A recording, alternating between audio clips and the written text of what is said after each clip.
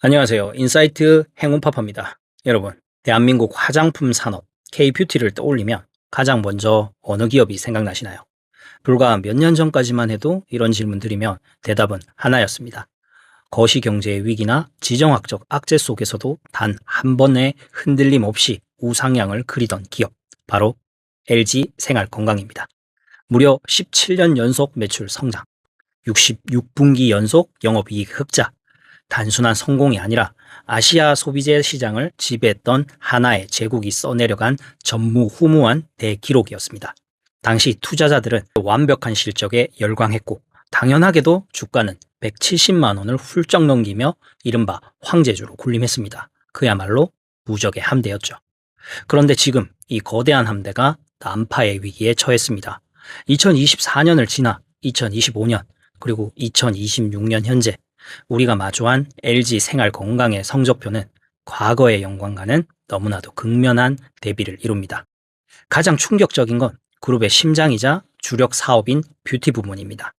약 20년 만에 처음으로 분기 영업 적자라는 역사적인 충격을 기록하더니 결국 2025년 한 해 동안 뷰티 부문에서만 거의 1,000억 원에 가까운 막대한 영업 손실을 내고 말았습니다. 주식시장의 반응은 냉혹했습니다. 한때 178만 원에 달했던 주가는 고점 대비 무려 85% 이상 허공으로 증발해 버렸습니다. 현재 20만 원대 중반까지 추락하며 시가총액의 대부분이 사라졌죠. 그 사이 영원한 라이벌 아모레 퍼시픽은 물론이고 신흥 뷰티 디바이스 기업인 APR에게 국내 뷰티 업계 시가총액 1위 자리를 내주는 굴욕을 맛보아야 했습니다. 이게 도대체 어떻게 된 일일까요? 단순히 경기가 안 좋아서 화장품이 덜 팔리는 걸까요? 아닙니다. 이건 일시적인 트렌드 변화나 단순한 불황이 아닙니다.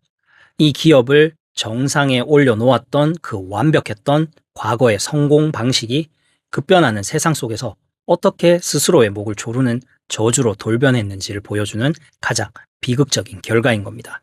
오늘 행운파파의 인사이트에서는 무적이었던 LG 생활건강이 왜 무너져 내렸는지 그 뼈아픈 쇠퇴의 원인을 심층적으로 해부해 보겠습니다. 그리고 새롭게 투입된 외부 구원 투수와 함께 이 거함이 다시 부활할 수 있을지 그 마지막 승부수까지 남김없이 파헤쳐 보겠습니다. 끝까지 함께 해주시죠.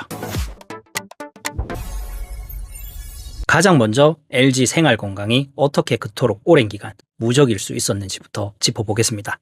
2025년부터 2022년까지 당시 LG 생활건강의 구조는 재무학 교과서에 나와도 될 만큼 완벽에 가까웠습니다. 그들은 사업을 딱 3개의 기둥으로 나누었습니다. 화장품, 생활용품, 그리고 식음료.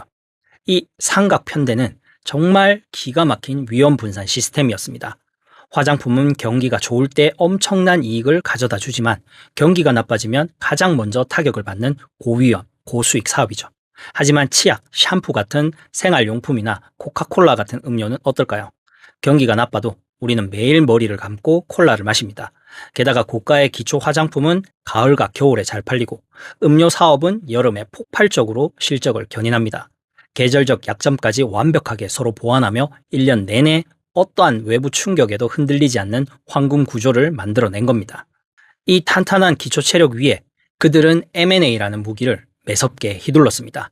무려 18년 동안 28건의 인수 합병을 성공시켰죠. 코카콜라 음료를 인수해 음료 시장의 패권을 단숨에 쥐었고 더 페이스샵, 차앤박 코스메틱스를 연달아 사들였습니다. 이건 단순히 몸집 불리기가 아니라 새로운 시장으로 가는 시간을 사는 전략이었습니다. 그리고 이 소비재 제국의 성장에 정점을 찍은 건 단연코 중국과 면세점 그리고 궁중 한방 화장품 더 후의 결합이었습니다. 여러분들도 아마 기억하실 겁니다. 예전에 해외여행 다녀오실 때나 명절이 다가오면 면세점에서 이 황금색 번쩍번쩍한 더후 기획 세트 하나 사가는 게 최고의 치트키였죠. 어머님이나 아내에게 선물하면 그야말로 무사통과 프리패스였습니다. 그만큼 우리에게도 최고의 럭셔리 아이콘이었는데 중국 경제가 폭발적으로 성장하던 시기 더후는 단순한 화장품을 넘어 중국 부유층 사이에서 부와 지위의 럭셔리 아이콘이 되었습니다. 여기서 LG 생활건강은 아주 영리하고도 어쩌면 너무나 달콤한 수익 창출 공식을 발견하게 됩니다. 바로 따이꿍이라고 불리는 중국의 대형 보따리상 네트워크였죠. 중국 현지에 막대한 돈을 들여 매장을 내고 마케팅을 할 필요가 전혀 없었습니다. 한국 면세점에 물건만 잘 쌓아두면 따이꿍들이 알아서 엄청난 물량을 싹쓸이에 중국 본토에 팔아주었으니까요. 가만히 한국에 앉아서 조 단위의 엄청난 매출과 영업이익을 올리는 마법. 이 달콤한 공식 덕분에 더후는 2018년 국내 단일 화장품 브랜드 최초로 연 매출 2조 원을 돌파하는 엄청난 금자탑을 쌓았습니다. 하지만 여러분, 영원할 것 같았던 이 완벽한 성공 방정식과 달콤한 꿀이 훗날 LG 생활 건강을 뿌리부터 흔드는 가장 치명적인 독이 될 줄은 그땐 아무도 알지 못했습니다. 성공을 이끌었던 바로 그 요인들이 환경 변화에 적응하지 못할 때 기업에게 얼마나 치명적인 독이 되는지 LG 생활 건강의 세태가 그것을 가장 뼈저리게 증명합니다. 가장 먼저 무너진 건 그렇게 든든했던 면세점이었습니다. 코로나 팬데믹이 끝나면 중국 단체 관광객과 따이꿍들이 다시 돌아올 것이라는 기대는 완전히 빗나갔습니다. 중국 정부는 보따리 상들을 대대적으로 단속했고 대신 자국 내 면세 특구를 집중적으로 키웠습니다.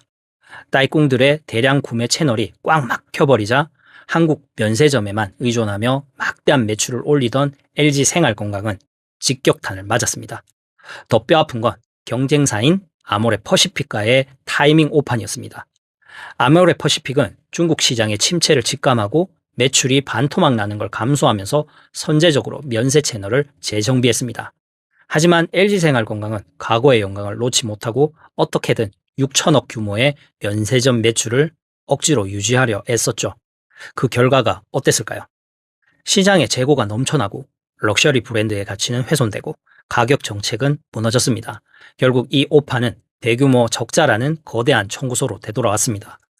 엎친 데 덮친 격으로 외부에서는 더 무서운 적이 자라나고 있었습니다. 바로 중국 로컬 뷰티 브랜드들의 눈부신 성장입니다. 과거 중국 화장품 하면 싸구려 카피 제품을 떠올리셨죠. 이제는 완전히 다릅니다. 요즘 중국 MZ 세대들이 열광하는 애국 소비, 이른바 쿼차오 3.0은 단순히 맹목적 애구심이 아닙니다. 세련된 디자인에 최첨단 바이오 기술, 그리고 피부과 전문 지식까지 결합된 고도의 브랜드 소비 현상이죠. 대표적인 중국 브랜드 프로야를 보실까요? 이들은 아침에 비타민C, 밤에는 레티놀이라는 피부과 루틴을 유행시키며 글로벌 공룡들을 제치고 티몰 스킨케어 1위에 올랐습니다. 당장 우리 집 화장대나 욕실 선반만 봐도 이런 트렌드 변화가 확연히 보입니다. 예전엔 묵직하고 화려한 한방 화장품들이 명당 자리를 차지했다면 요즘엔 성분을 강조하는 깔끔한 인디 브랜드나 효능에 집중한 기능성 앰플들로 세대 교체가 싹 이루어졌죠. 이런 우리 집 욕실 변화가 곧 글로벌 뷰티 시장의 지각 변동을 보여주는 축소판인 겁니다. 반면 LG 생활 건강의 더후는 어땠을까요? 황궁의 미, 궁중 한방이라는 콘셉트는 한때 고급스러운 상징이었지만 이제는 치명적인 약점이 되었습니다. 명확한 성분과 과학적인 효능을 중시하는 중국의 젊은 세대들에게는 이제 올드하고 무거운 옛날 화장품으로 인식되어 버린 겁니다. 바깥 세상이 이렇게 초단위로 변하며 신흥 브랜드들이 날아다니고 있는데 도대체 LG 생활 건강 내부는 뭘 하고 있었을까요? 안타깝게도 내부에서는 치명적인 동맥경화가 진행되고 있었습니다. 업계에서는 이를 가리켜 큰 나무 증후군이라고 부릅니다. 압도적인 성과와 강력한 카리스마, 거대한 리더십의 나무 밑에서는 스스로 기회를 포착하고 결정을 내리는 작은 나무들이 자라날 수 없었던 겁니다. 모든 실무진과 임원들이 최고 경영자의 입만 바라보고 보고서에 도장을 받기 위해 움직이는 탑다운 방식이 굳어버렸습니다. 그 결과 조직은 민첩성을 완전히 잃어버렸습니다. 괜찮은 인디 브랜드들을 인수 합병할 황금 같은 기회들이 수차례 있었음에도 보수적인 의사결정과 머뭇거림 때문에 숱하게 놓쳐버리고 말았죠. 과거의 압도적인 성공이 미래의 성장 동력을 깎아먹는 가장 큰 적이 되어버린 순간이었습니다. 중국 시장이 흔들리자 LG 생활건강은 다급하게 시선을 돌렸습니다. 바로 세계 최대 뷰티 시장인 북미였죠. 하지만 이 선택은 회사의 재무 건전성을 깔아먹는 치명적인 독배가 되고 맙니다. 2019년 LG 생활건강은 약 1,450억 원을 들여 미국의 뉴 에이본을 정격 인수했습니다. 이유는 단순했습니다. 에이본이 가진 25만 명의 거대한 방문 판매 조직을 활용해 자신들의 프리미엄 브랜드를 단숨에 미국 시장에 안착시키겠다는 계산이었죠. 하지만 세상은 이미 아마존과 틱톡 이커머스가 지배하는 시대로 넘어갔습니다. 가가호호 문을 두드리는 방문 판매는 철저하게 낡은 유통 방식이었죠. 게다가 서구권의 중저가 방문 판매망에 아시아의 고가 럭셔리 화장품을 태우겠다는 발상 자체가 거대한 무리수였습니다. 결과는 어땠을까요? 인수 직후부터 터진 대규모 적자는 끝없이 이어졌고, 이는 장부상 막대한 손실로 기록되며 모회사의 순이익을 갉아먹는 거대한 구멍이 되었습니다. 결국 2025년에 이르러서는 실적 악화의 주범인 북미 A본을 다시 매각하려 한다는 소문까지 바다하게 퍼졌죠. 경쟁사 아모레 퍼시픽이 북미 MZ세대를 겨냥한 코스 RX 같은 트렌드한 인디 브랜드를 인수하고 틱톡과 아마존을 장악한 것과 너무나도 극면하게 대비되는 뼈아픈 전략적 실패였습니다. 이 모든 골맞던 상처들이 2025년에 이르러 전례 없는 어닝쇼크로 터져나왔습니다. 2025년 2분기 그룹의 심장인 뷰티 부문은 무려 20년 만에 처음으로 163억 원의 분기 영업손실을 냈습니다. 이 적자의 눈덩이는 연말까지 굴러가 결국 2025년 뷰티 부문의 연간 영업이익은 마이너스 976억 원, 사상 초유의 1,000억 원대 적자라는 처참한 결과를 맞이했습니다. 회사의 전체 당기 순이익마저 858억 적자로 돌아서며 완벽했던 흑자 기업이 장부상 마이너스로 추락해버린 겁니다.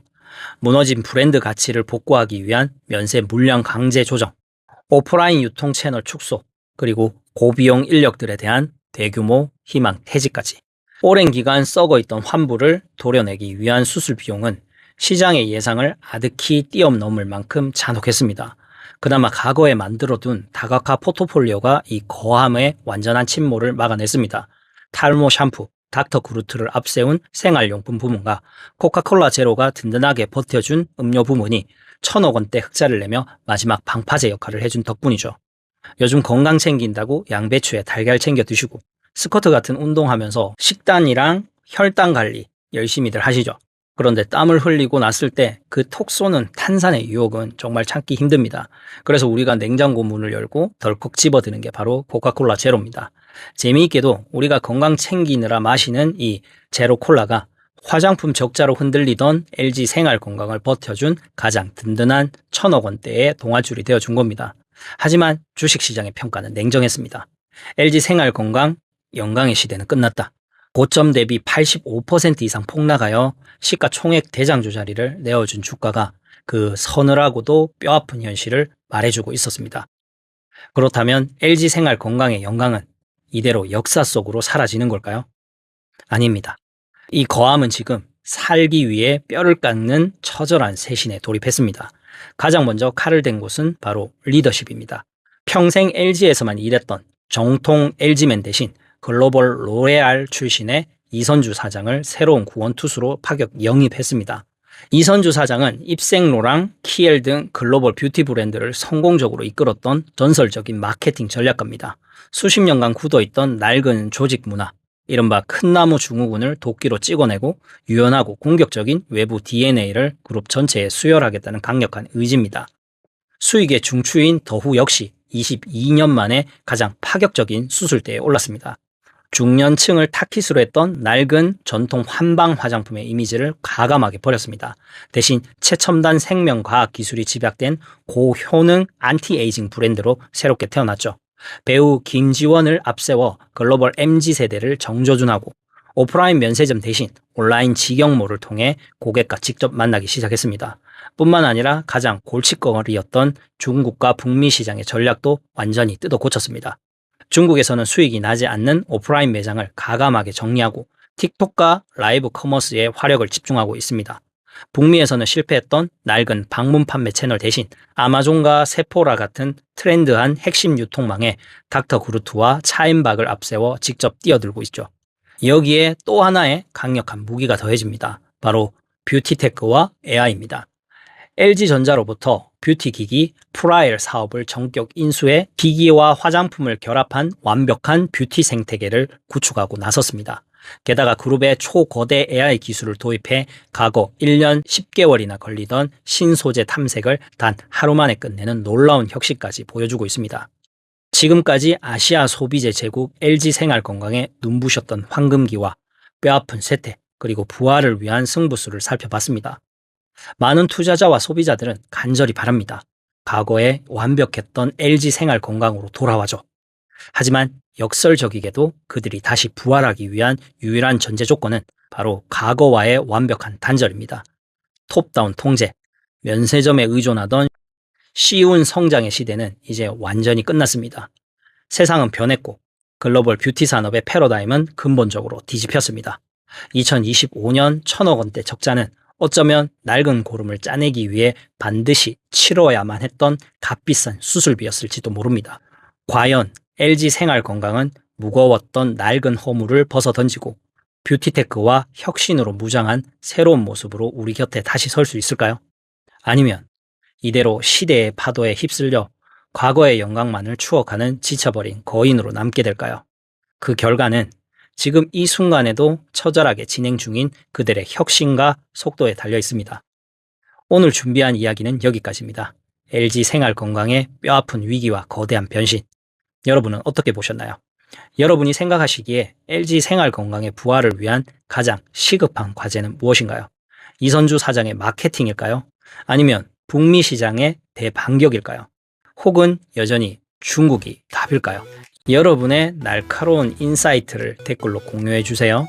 영상이 유익하셨다면 구독과 좋아요 꼭 눌러주세요. 행운파파의 인사이트였습니다. 감사합니다.